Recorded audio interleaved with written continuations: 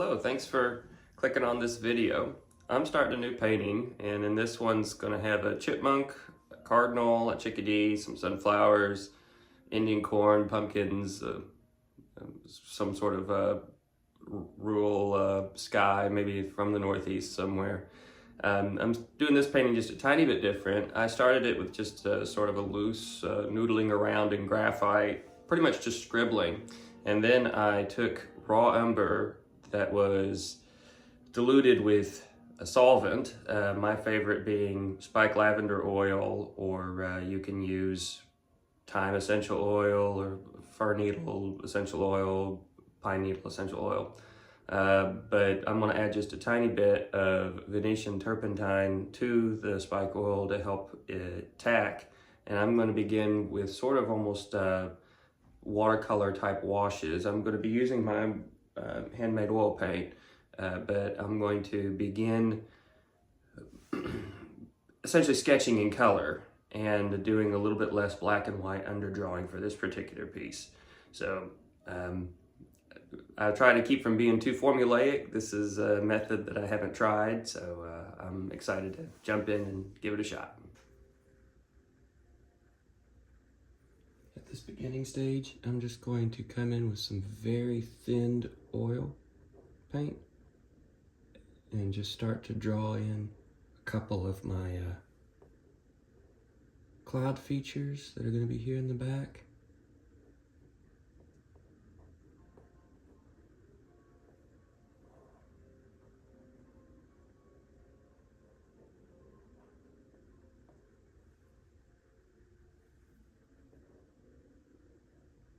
Hopefully these help direct you down to the flow of light will go from the background down to the sunflowers, come around sort of in a continuous sweep. At this stage, I'm working very linear, which means like I'm drawing. I'll begin to think more sculpturally and apply more thicker strokes and work more from my shoulder, even though I'm working from my shoulder now. But I'll begin to work a little bit more like an oil painter, a little less like a draftsman, after I get this underlayer put in, which I'm just about done with. You can see how much this wash put in very carefully will inform my later layers. Okay, now that I've got my underlayer kind of tacky, I'm going to come in with just straight paint, not thinned with any sort of medium or solvent or anything. I'm going to work with the darkest parts of my sky, keeping my values very light. And I carried my underpainting down just enough to get a sense of what I wanted my sky to look like.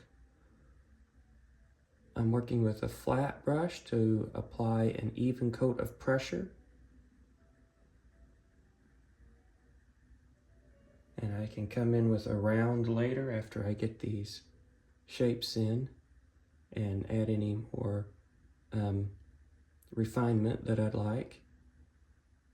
My underpainting has, due to the tiny bit of balsam in it, mixed with the spike oil, has started to go a little sticky, which is perfect to work into. And this soft synthetic brush, it's flat, so it'll apply an even amount of pressure to the flatness of my board. And I'm now working from my shoulder, holding my brush at the very back, and just pulling to not disturb that underlayer too very much.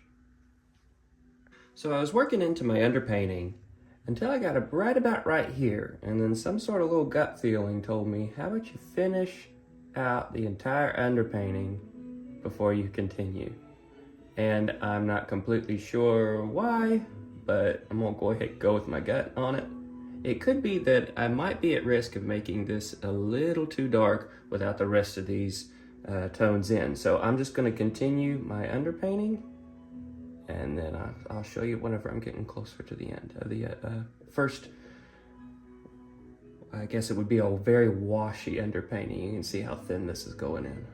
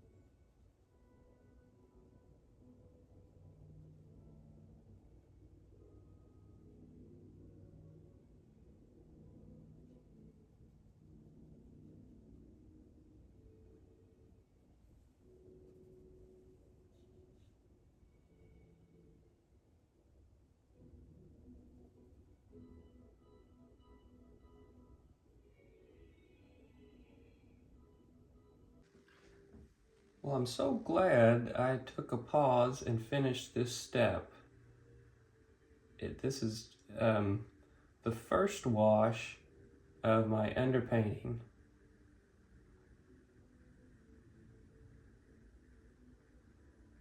And it has helped me so much already.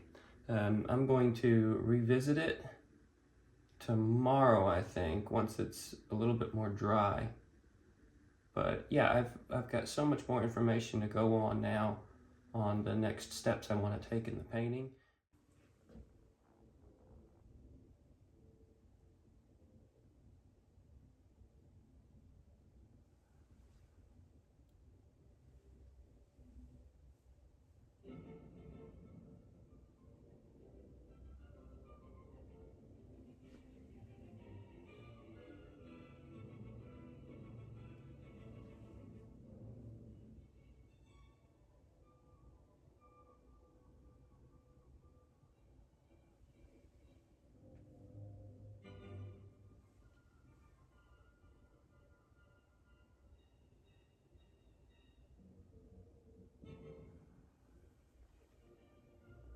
So what I've been doing the past few minutes is putting in the background the way that I want it.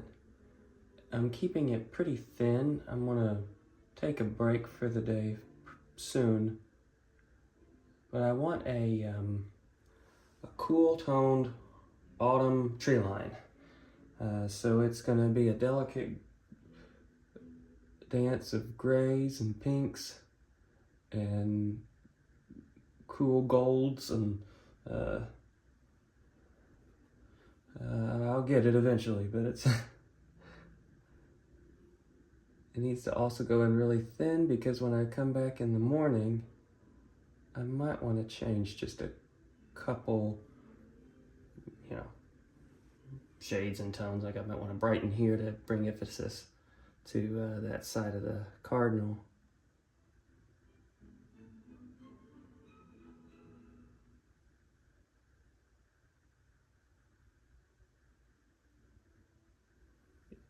It is literally like watching paint dry.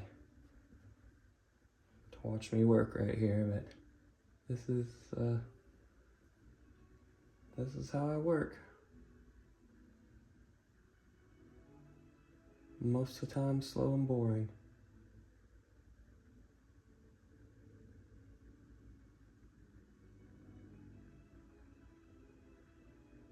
This is all going to be out of focus, but you can kind of imagine that being a bit of a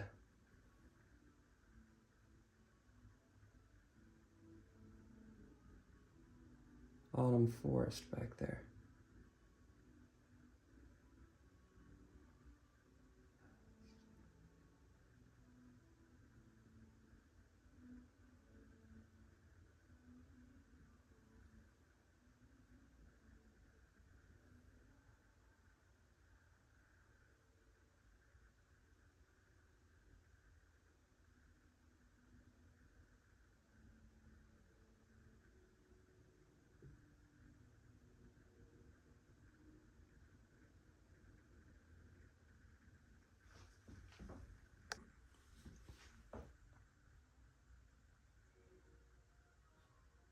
This morning, whenever I came in to look at it, again with fresh eyes, I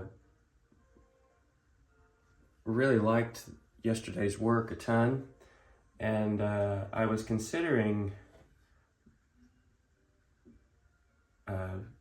doing another wash underpainting, but I think I've got enough to go on and inform me. And what's funny is I was studying some of Van Gogh's sunflowers, Van Gogh, I guess is how you technically say it, last night, and it's kind of cool that I'm painting sunflowers today. But I'm going to try to keep moving on this, like painting into the underpainting I've got going. For now, I don't think I'm going to revisit it just yet. I'm going to try to paint as far as I can without doing any more to the underpainting. And it is still just ever so slightly sticky. So I'm in really good shape to be able to paint into it all day long. And I'm not going to put in my darkest darks or my lightest lights yet. And I'm not even throwing in my tightest detail yet. I just really want to keep the energy going.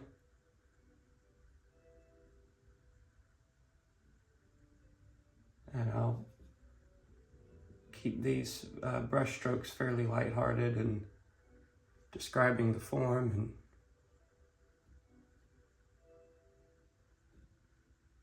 bring you all back in whenever I've got more done.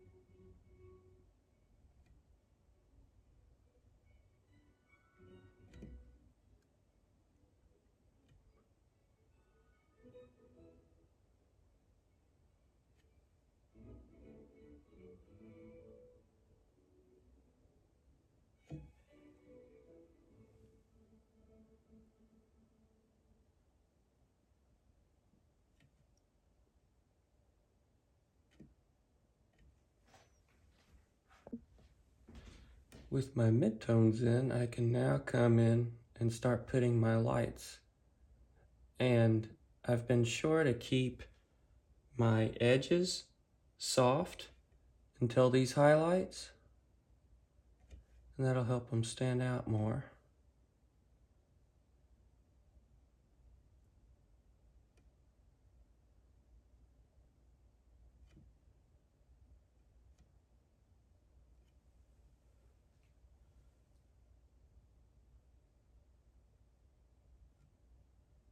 And I also am going to save certain things like my very highest chroma crisp highlights for the last, because I've still got to finish the rest of this painting before I feel like really committing to where my highest contrast area is and where my brightest color is.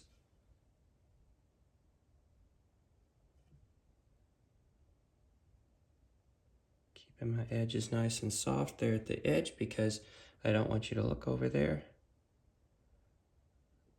As often as I can, I paint with soft edges first, and then I come in and give my hardest edges where I want my crispest highlight and contrast. And I also start with a mid-tone color and then work into it. Yeah, let me get a little bit brighter. There, the light's on this side, so I want just a little bit brighter. A little bit more texture.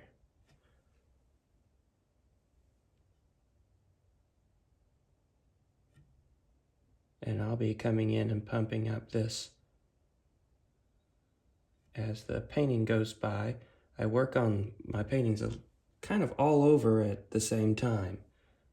And I think that helps with the unity, but it's also sort of a prevention method to keep me from getting bogged down in one area too much. If I leave an area, you know, pretty well how I like it, pretty close, and then keep moving, I definitely don't risk losing my energy for the painting, as well as everything just kind of develops a continuous look. Hard to describe it really, but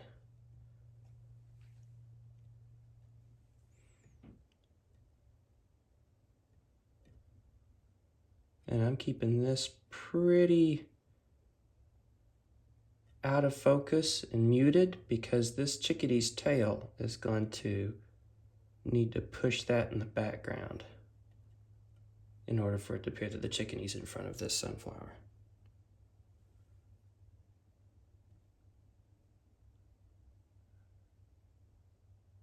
And this petal is in front of all those, so that's the reason for the hard edge there.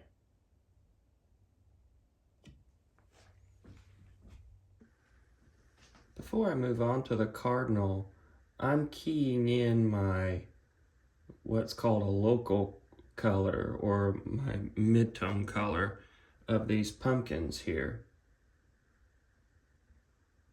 because I want to be a little careful and judicious on just how bright I make that cardinal. I don't want it to be kind of jarring to look at a neon red cardinal or to look at a cardinal that's not quite bright enough. So I'm putting in this gorgeous yellow, orange, rusty color of these pumpkins here.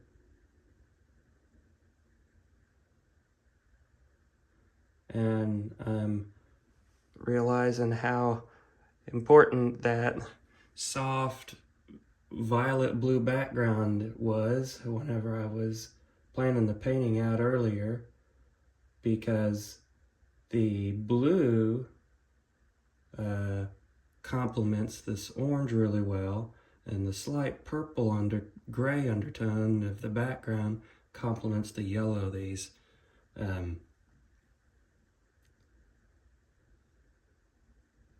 sunflowers, and then I'm gonna get the cardinal in and decide just how green I want to take the leaves of the, hang on, mixing color, the leaves of the sunflowers. So I'm gonna put in my mid-tone here on these pumpkins.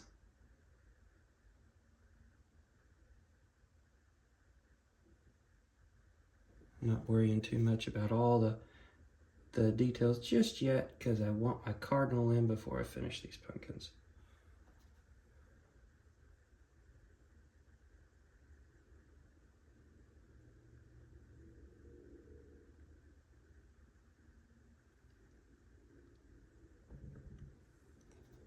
Mute this just a tiny bit.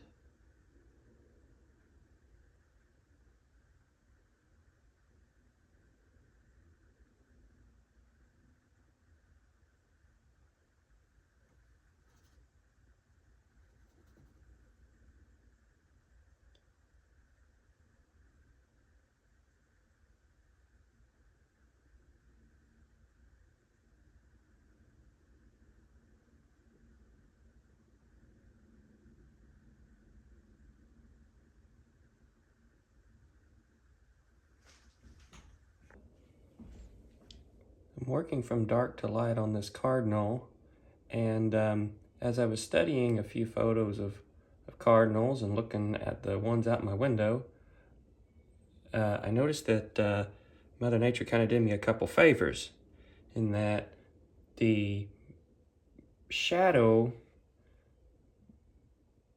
of these cardinals is cool and takes on just an ever so slight little bit of a purple tint. So to darken my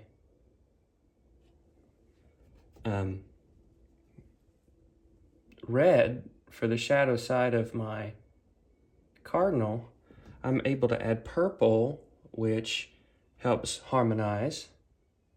And then if you look at a cardinal in full sunlight, you'll notice that the red that's either closest to you or in the most dramatic sunlight, depending on the lighting conditions, takes on an ever so slight bit of a red-orange color.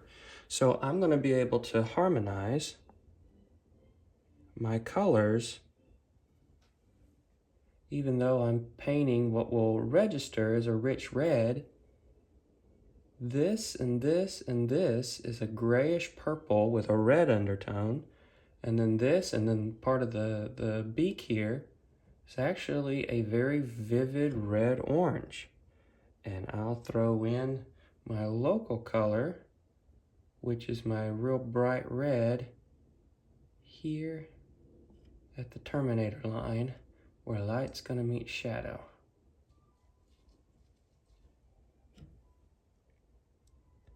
Then we can mix our red with a tiny bit of orange.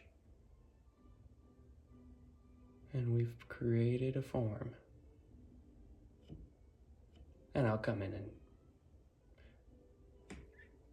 tidy it up with the details and everything, but I'm just laying in my first pass right now. This is a very dark red-orange, but it's really, if you were to isolate it, it's a somewhat cool orange.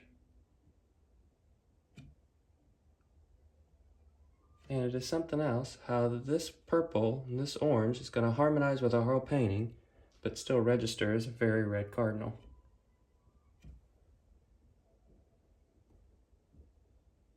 Color is fun.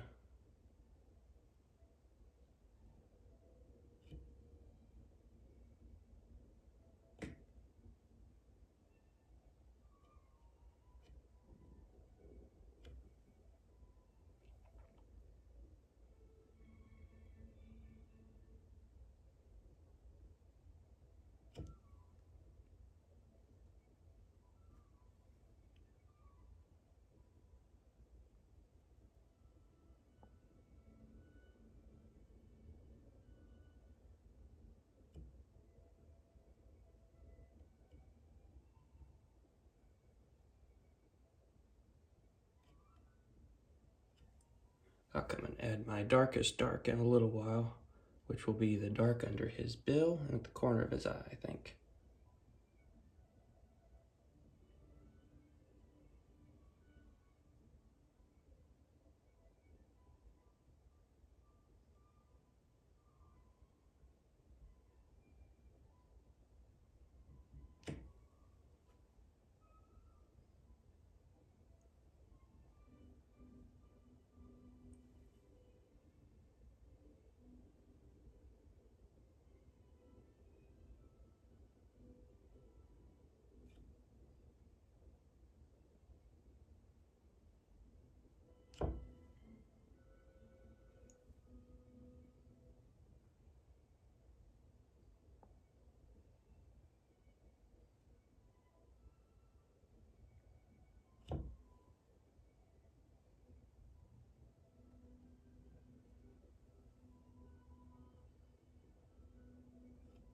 Gonna add a little bit of this pumpkin color to tie him in with his background a bit.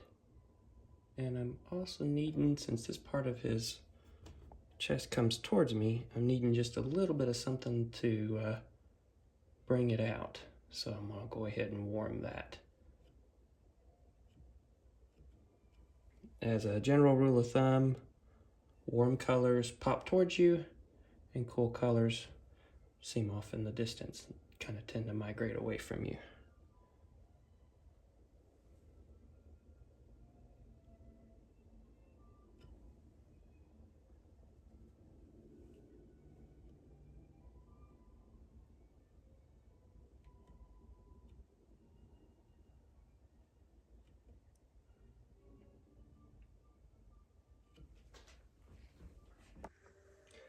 So this evening I'm starting to run out of time to work, but I've been able to get a fairly good amount of this first pass of my painting done. And I'm using the guide of my underpainting to help me work mostly in my mid-tone range, and it's kind of leading it to look just a tiny bit flat right now. And the plan is hit the studio early in the morning and get it completely covered with a thick layer of paint, and then work into it with my highlights and my accents and for the rest of the week. Well, I'm back to work. I'm gonna get the first pass of the chickadee and this chipmunk done. I left my ceiling fan on overnight to allow the paint on my palette to tack up and dry a little bit, allowing it to kind of skip and give me these fur textures. You see as I just pull my brush, the skipping of the paint on the surface will give that speckled, mottled look of fur. And all I have to do is wait for this to dry up, and then I can come back over it with another layer. I think you're really gonna like this trick that I learned from studying Rembrandt's paintings. I've put a fairly good amount of time into this underpainting, and I kind of want to be able to use it. And I've gone just a hair dark on some of these edges, so turn that brush around. It's got two sides for a reason. Let me hold this more still. Scritch and scratch around. You can also use a palette knife. This is a palette knife from Italy. You can just find it online. I use it a lot. But there's all kinds of techniques like this that are little tricks you learn along the way. Kind of like working in a scratch board. Yeah, I don't overuse it, but in places where I need like an edge to be busted up a little, it's an extremely useful technique. Back of your brush. You know, Rembrandt would actually, he'd cut down his brushes. He'd whittle the ends of them, or at least that's what one of my books says. I trust it. It seems like it's on the level.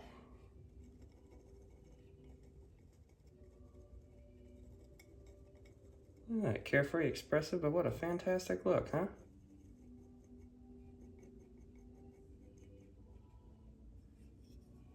A couple little stray hairs popping out of here. Yeah, isn't that fun? This is a pretty great morning. We got a deer, looks to be a fawn, a bunch of turkeys strutting in December for some reason. Right here outside the studio. I've been painting off and on this for the day, and I'd say for all practical purposes it's done. I have switched to a longer bristled brush to add some accents here and there. I wanted to deepen the value on my trees back here, soften a few edges in the background, and I didn't want to disturb the wet paint I had down, so I had to switch to this very long bristled brush. But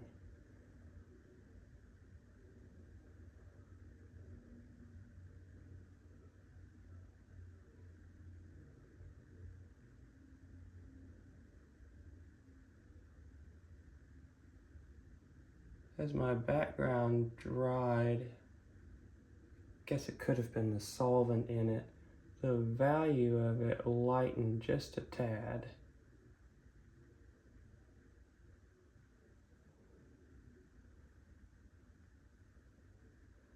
But it's okay. I was kind of wanting to revisit it anyway and accent the purples and oranges.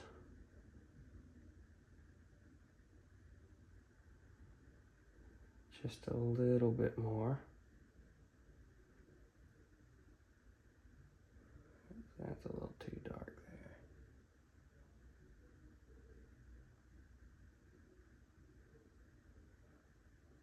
But yeah, if I was to show this painting to somebody and say, hey, I finished a painting, you know, they'd probably tend to believe that I was done with it. But I think that over the next piece of time, as it dries more and more, I'll probably see something here and there that I'd like to change.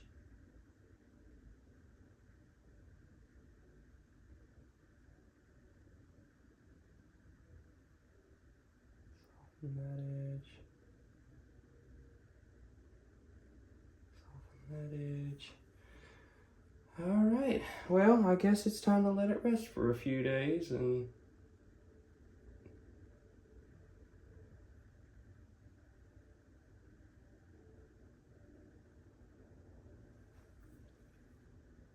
see if it needs any more after a piece of time. We'll soften that edge.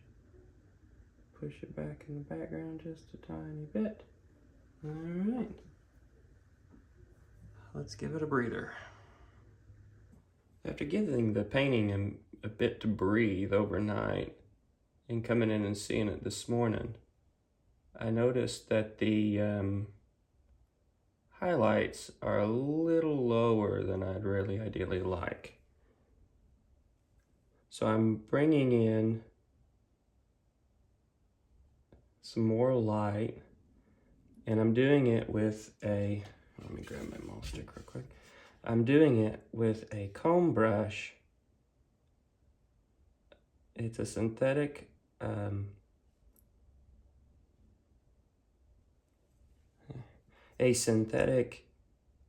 Taklon comb brush by the brand Rosemary and Company.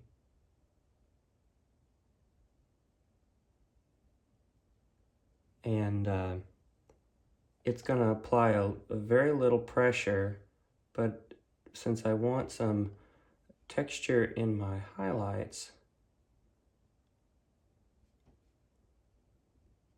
it's going to give me a brush stroke similar to that of a bristle brush. Leave some impasto and some texture.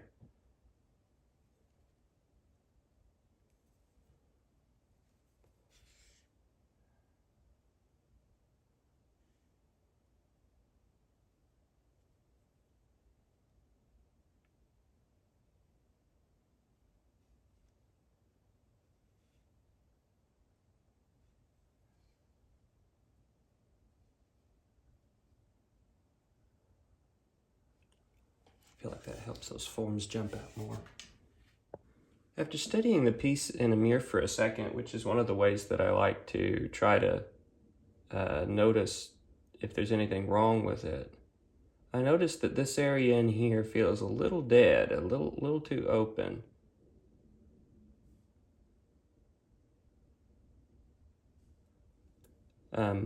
Using a mirror can be extremely helpful, or as long as the photo's accurate, using your camera and then punching in flip rotate to see what it looks like in reverse.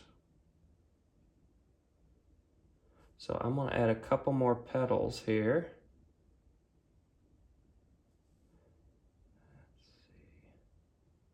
I'm going to, and I'm working with a very long bristled brush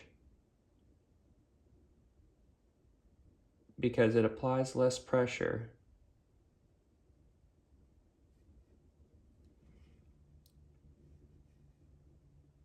And won't disturb the layer that I already have down. That's still a little wet. It's not, a little speck of dust in there.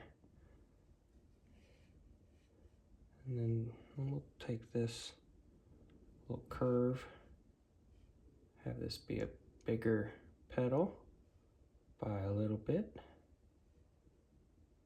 and give this petal a shadow side.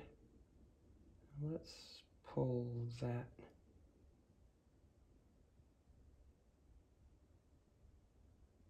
up just a little, that up just a little. Let's put that petal in shadow. And then give me a second to mix a highlight.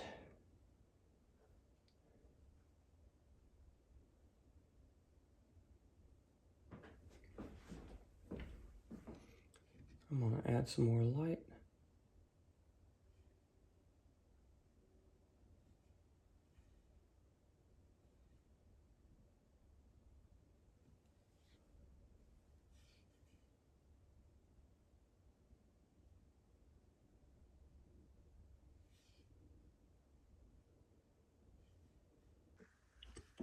So I usually save my linear parts for right towards the end. And that is whenever I come in with an extremely loose grip and this wonderful synthetic Kolinsky sable. My favorite brush used to be a natural hair Kolinsky sable, but find out that they kill the critters to make the paintbrush, and I think that's just abhorrible, so synthetic it is. The purpose of these little squiggly lines is I want to ever so gently push back in the background. I did a little much there, so give me a little squiggle. These mountains, you're still going to see them, you're still going to know they're there. But I need to establish just a little bit more distance. And these little wispy strands of late fall grasses are my perfect solution.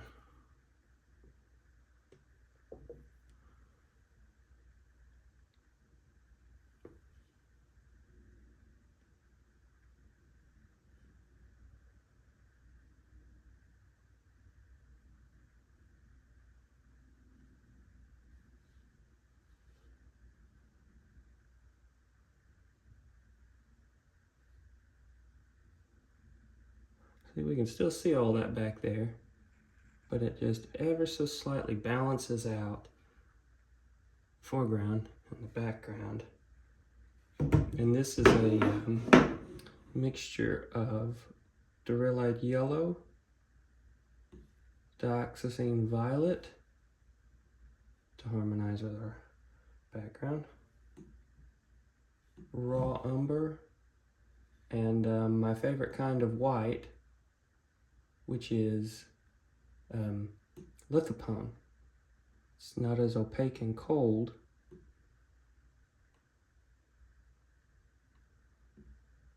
as titanium white, and gives me more of that honey golden color. And it might be time to sign this. I cannot believe I almost forgot his whiskers.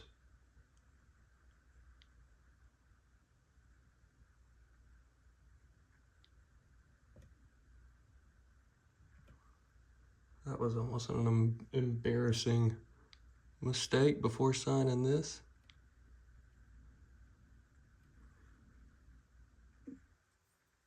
All right, now I can sign it. I left this leaf unfinished so I could put my signature in.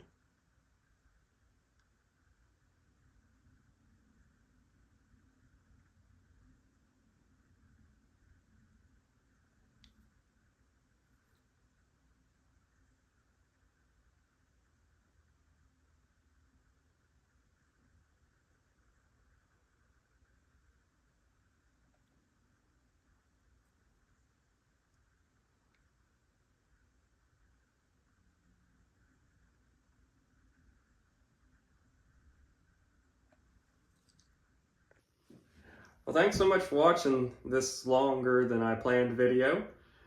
My plan going into it was to have the blue in the background complement the orange, the purple in the background complement the yellow, and the red of the cardinal complement the green of the sunflower stems. So I had to pick one that was dominant, and so I went with the sunflowers, since it seemed like my browns leaned toward and the Indian corn leaned towards purple. I felt like the two predominant colors I had were yellow and purple, so I had to pick one, so I picked yellow. Then my second one, I guess, is red that pops out. So I had to mute the green, the blue, the purple, and the orange for those two colors. Did it work? I guess time will tell. I sure enjoyed working on it, and thanks for watching my process.